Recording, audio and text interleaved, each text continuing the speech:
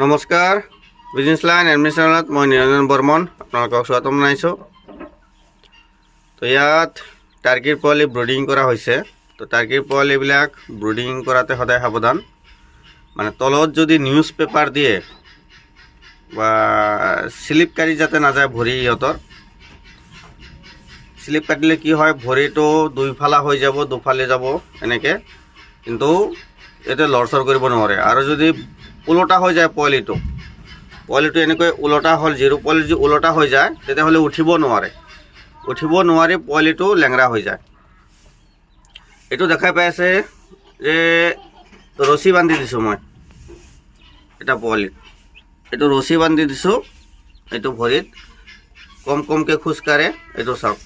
মানে সেইকাৰণে ইয়াৰ ভৰিটো ফালি গৈছিল, দুটা ভৰি দুইফালে গৈছিল, এই দুইফালে যোৱাৰ কাৰণে খোজকাঢ়িব নোৱাৰিছিল। পিছত মই ৰছী বান্ধি দিছোঁ, এই চাওক ৰছী বান্ধা আছে ভৰিত, কিন্তু 80% ঠিক হৈ আহিছে। এইটো আৰু একদিনমান ৰাখিম ৰছী বান্ধাটো, কালি আৰু ইয়াৰ ৰছী বান্ধাটো খুলি দিম। ভৰিত মানে নিউজ পেপাৰ দিয়া আছিল মেচিনত, নিউজ পেপাৰ দিয়া থকাৰ কাৰণে স্লিপ খাই ইয়াৰ ভৰিটো দুইফালে গৈছিল, দুটা ভৰি, আৰু ঠিক হোৱা নাছিলে। আৰু পিছত তলত এই মৰাপাটৰ বস্তা এটা দি দিছোঁ, এইটো ইয়াৰ ভৰিবিলাক কেতিয়াও স্লিপ নাখায় আৰু ভৰি দুইফালা হৈ নাযায়। আপোনালোকে এনেকৈ ব্ৰুডিং কৰিব। টাৰ্কিৰ পোৱালি মানে ওজনটো বেছি হয়, ভৰিটো অলপ দীঘলীয়া হৈ যায়, তো ইহঁতে মানে ওলোটা হ'লে উঠিব নোৱাৰে, আৰু ভৰিটো স্লিপ খালে ইমান সোনকালে মানে ঠিক নহয়। সেইকাৰণে এনেকৈ ব্ৰুডিং কৰিব। এনেকুৱা লাইট আৰু যিকোনো ধৰণৰ পোৱালি যদি আপোনালোকে ব্ৰুডিং কৰিব বিচাৰে, এনেকুৱা ধৰণৰ বাতি ল'ব, এনেকুৱা পিতলৰ হোল্ডাৰটো ল'ব, এই পিতলৰ হোল্ডাৰ আৰু এই তাৰটো অলপ মোটাকৈ দিব। কি হয় নৰ্মেল হোল্ডাৰবিলাক দিলে এই গৰমত গলি যায়। এনেকুৱা বাতি ল'ব আৰু হোল্ডাৰটো পিতলৰ হোল্ডাৰ, এনেকুৱা পিতলৰ দোকানত যায় ক'লে হ'ল যে ব্ৰইলাৰ ফাৰ্মৰ হোল্ডাৰ লাগে, এই পিতলৰ হোল্ডাৰ দি দিব।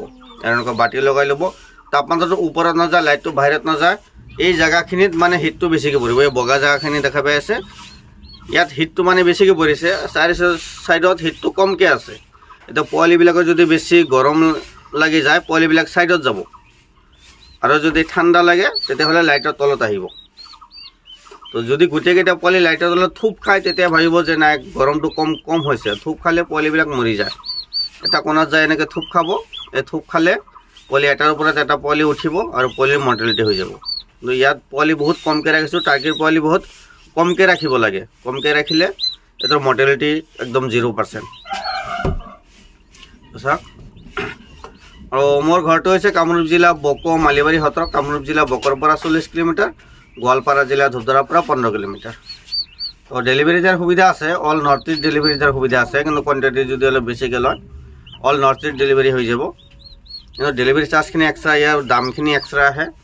তো ইয়াত ৰয়েল টাৰ্কি আছে, প্লাম টাৰ্কি আছে, সকলোৰে দামটো বেলেগ বেলেগ, দামটো আমি ভিডিঅ'ত জনাই নিদিওঁ, জনালে প্ৰব্লেম হৈ যায়। আপোনালোকে মোৰ হোৱাটছআপত ইয়াৰ পৰা স্ক্ৰীনশ্বট ল'ব, স্ক্ৰীনশ্বট লৈ হোৱাটছআপত দিব, প্ৰাইচবিলাক জনাই দিম, নাম্বাৰ দিয়া থাকিব, যোগাযোগ কৰিব। কোনোবাই যে ঘৰৰ পৰা লৈ গৈছে ঘৰৰ পৰা ল'ব পাৰিব। ঘৰটো হৈছে কামৰূপ জিলা বক মালিবাৰী সত্ৰ, কামৰূপ জিলা বকৰ পৰা 40 কিলোমিটাৰ আৰু গোৱালপাৰা জিলা ধূপধাৰাৰ পৰা 15 কিলোমিটাৰ। আৰু অধিক জানিবলৈ ভিডিঅ'ত লাইক এটা কৰি ৰাখিব, চেনেলটো ছাবস্ক্ৰাইব কৰি ৰাখিব, সকলো ধৰণৰ আপডেট পাই থাকিব। ধন্যবাদ।